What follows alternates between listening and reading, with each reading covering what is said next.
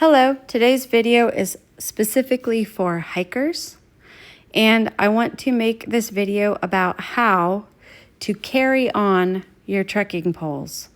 And the reason I'm making this video is because I haven't found this information from anybody else, but I have done the research. I feel like I have a really good case to make for how you can be allowed a trekking pole on a carry-on. If you are a hiker and you use trekking poles, you know that it's either a big hassle because you can check them. You can check them in your checked bag, but then most hikers like to backpack, right? So if you're backpacking, you don't want to deal with a checked bag. That's the whole reason you're backpacking.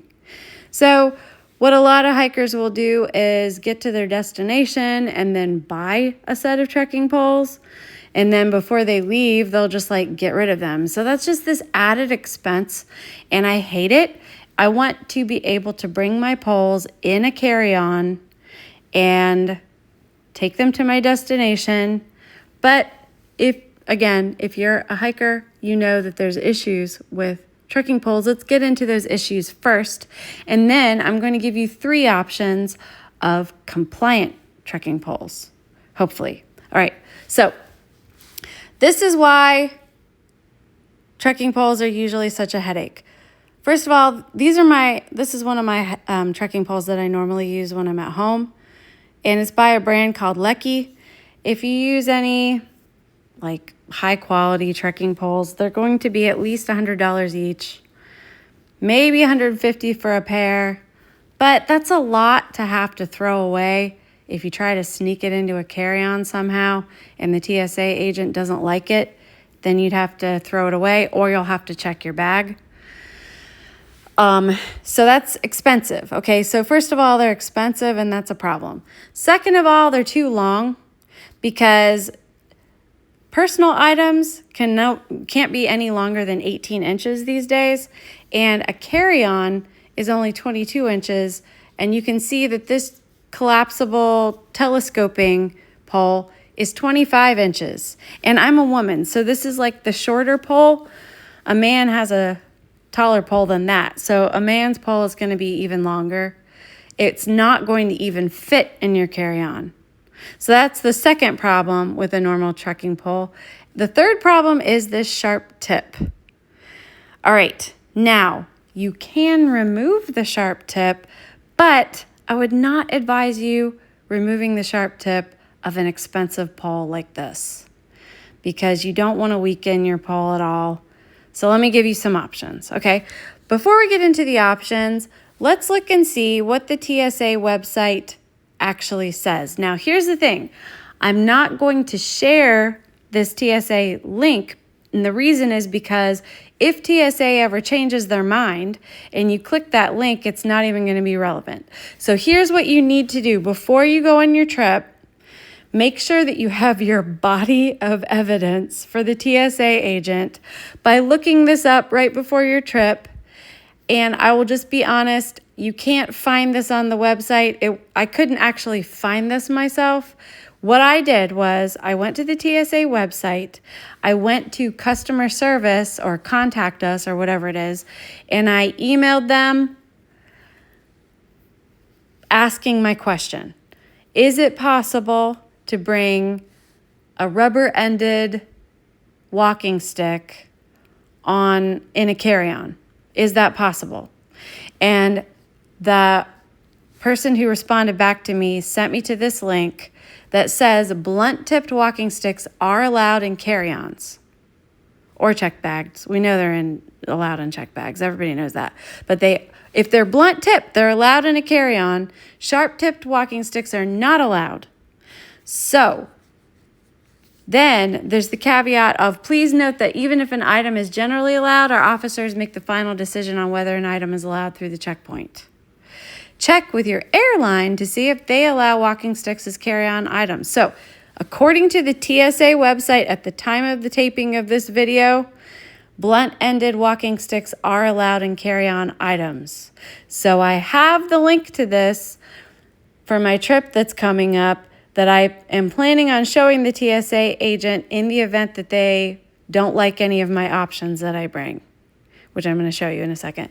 But before I do that, I'm also going to show you how I asked my airline, which is Delta. My husband and I fly on Delta all the time. I asked them this question. The TSA agent, or not the Delta agent said, you can bring the collapsible hiking poles as your carry-on item, provided they comply with the Delta Airline carry-on size requirements.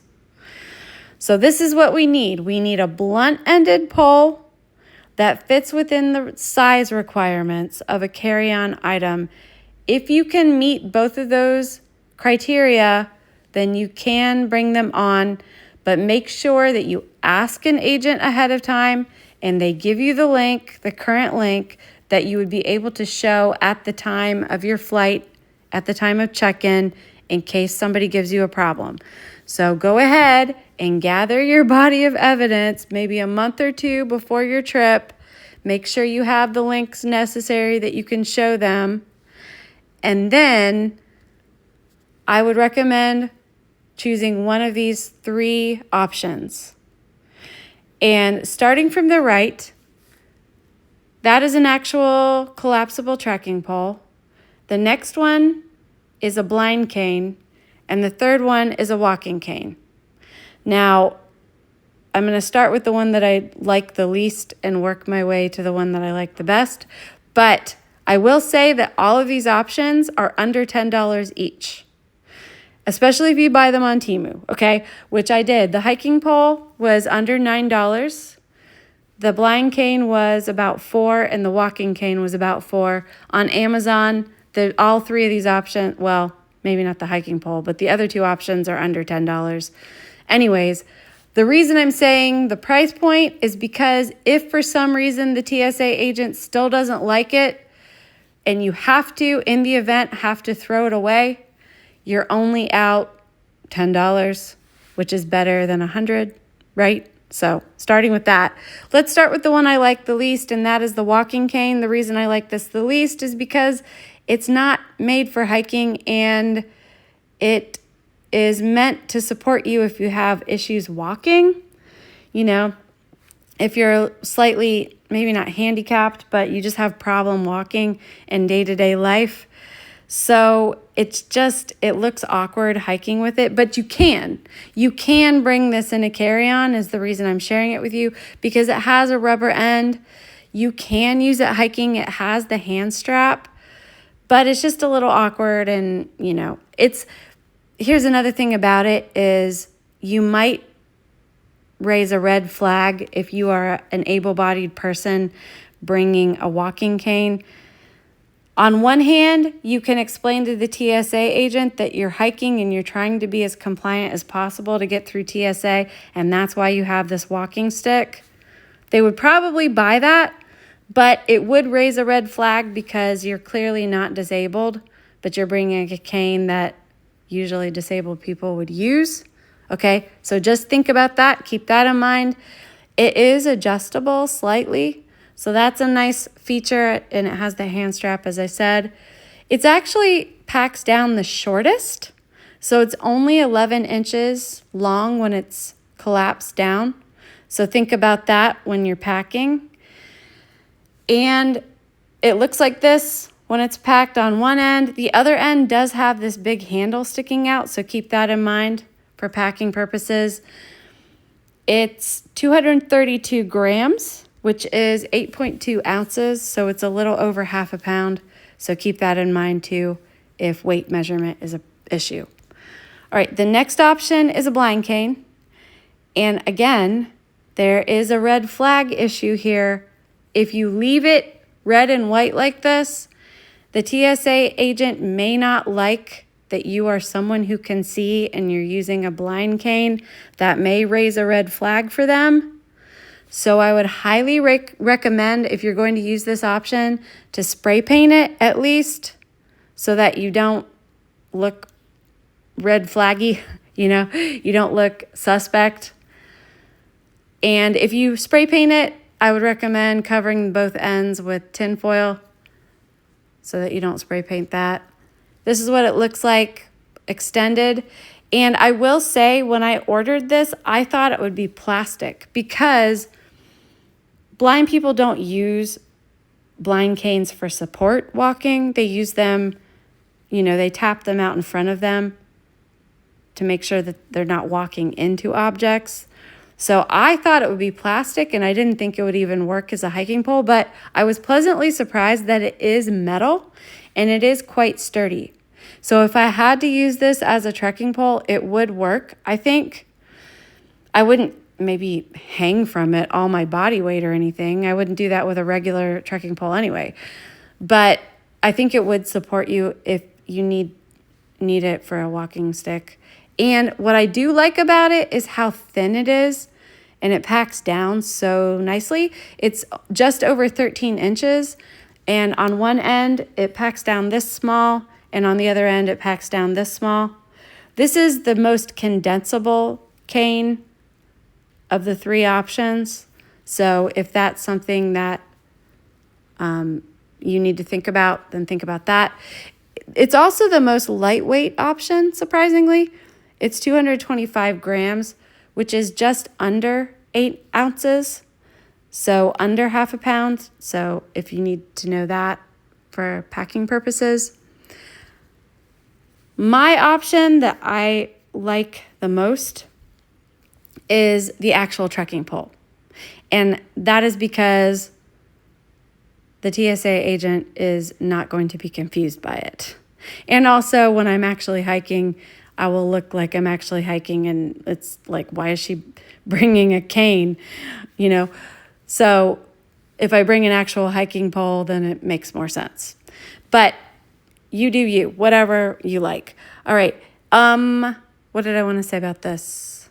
Okay. So of these three options, each one of them start with the least amount of modification. So this walking pole, you don't have to do anything to this. It's just a walking cane.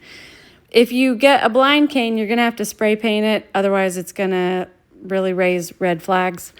The hiking pole, though, we know from the other hiking pole, the problem with a trekking pole is that it has a sharp end. Now, this one comes with a rubber end, but it's still covering up a sharp end. So we're going to have to do something about that to make it compliant. Now, there are videos out there on how to remove the entire black part, but I don't want to remove the entire black part. I just want to remove the metal part. So I'm going to show you how to do that. What you need to do is get something really flat, like these. This is a set of screwdriver. It's a screwdriver for glasses, and you can see it's a flat end screwdriver. So get that, or like maybe a pair of tweezers would work. Something really flat. Wedge it in between the metal and the plastic, and then twist it and move it back and forth till it starts to pop out like this. And from here, you're probably going to need a pair of pliers because it doesn't come out very easily. Get a pair of pliers and pull it completely out, and then shove it back in and pull it back out, and shove it back in and pull it back out until it's easy to get out with a pair of tweezers. And the reason for this is because once you pull the tip completely out, then you can get it through TSA. But you also want to be able to use the tip when you get to your destination. And you probably don't want to pack a pair of pliers. So that's why I'm saying when you're at home, pull the tip in and out, pull the tip in and out with a pair of pliers until you can get it out easily with a pair of tweezers. Because you can pack tweezers. So once you get to your destination, you can stick the tip back in after you've gotten it through TSA. You can stick the tip back in. And then before you get back on the plane to go home, you can pull the tip back out with a pair of tweezers. And it won't be so difficult, okay? I hope that made sense. Anyways, once you get the tip out, it's really easy to get back in. You just kind of stick it in a little bit and bang it into the floor or a hard surface, and it sticks right back in. Anyways, This is how you want it to look when you get on the plane. You don't want to have the sharp tip in it, so make sure that you get the sharp tip out. And I would recommend not even putting the rubber tip on it, although you can if you want. But to get it through the airplane security or TSA, just don't even put the rubber end on it, because what you're wanting to do is to communicate the most compliance as you're going through security. So don't even put the rubber tip on. Just have it off like that. All right, now what to do with the metal tip is I would recommend putting the little screwdriver in the metal tip in whatever toiletry case or whatever. If you're a woman, if you have a bag of bobby pins and tweezers and things like that, put it with those, because those are already metal and they're small. So that way you can keep all your little tiny metal things together. If you're a man, I would put it with, I'm sure you probably still have tweezers. Put it with your tweezers. Or another option is put it with your jewelry, if you bring jewelry. Just put it with other metal items so it makes sense and it's not sticking out. It's like, why do you have these little pieces of metal in a random part of your bag? You know what I'm saying? So put it with other metal items, and they're small. And obviously, once you've removed the tip, you can't use that as a weapon or anything. So, all right. So here's the collapsed trekking pole without the tip. It is just over 13 inches, which will easily fit into even a personal item, because the biggest dimension of a personal item is 18 inches. The biggest dimension of a carry-on is 22 inches. So obviously, all three of these options will easily fit in a carry-on or a personal item.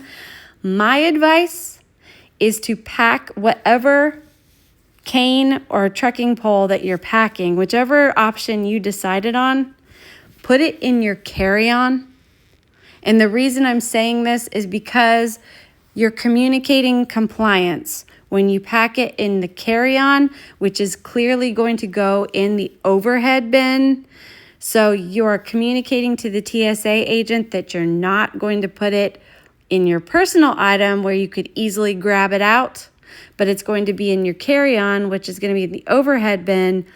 And the reason I'm saying this is because you're communicating that you are the least likely to use this as a weapon. Okay, that's the whole reason you would not be allowed to bring a trekking pole on, is because you might be able to use it as a bludgeon. Okay, but as I've shown you from the TSA website and the Delta agent, you are allowed to bring them as long as you take the sharp tip off and it fits the dimensions of a carry-on.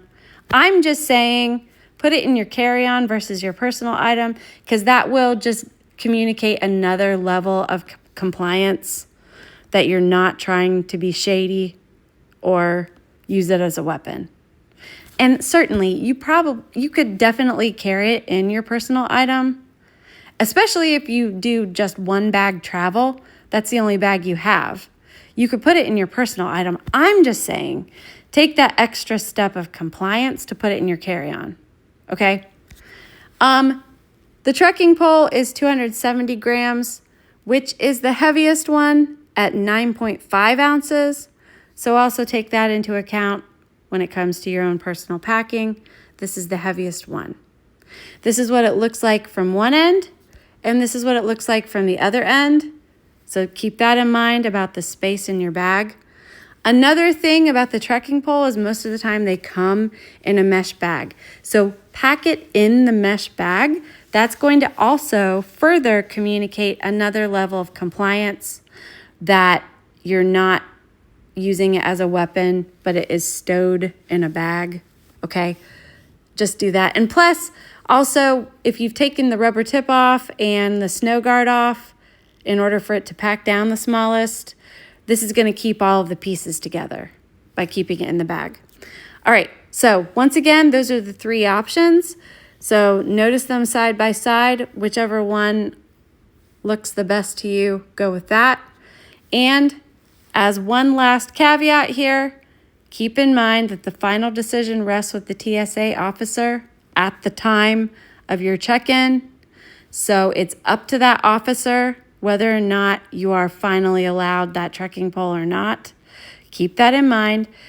If you're really worried about it, I would get to the airport 30 to 45 minutes earlier than you even intend. So if it's international and you're supposed to be there 3 hours early, get there at 3.5 hours early or 3 hours and 45 minutes earlier.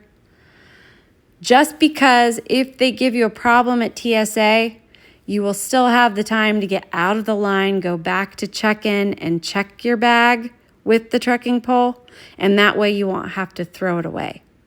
Okay? So think about all those things. And once again, this video is for entertainment purposes only. I'm not guaranteeing anything here. I'm just saying what I've discovered from TSA themselves and options that will most likely get you through in a carry-on to be able to bring a trekking pole on a carry-on. Okay? So thanks for watching. Happy travels and happy hiking, hopefully.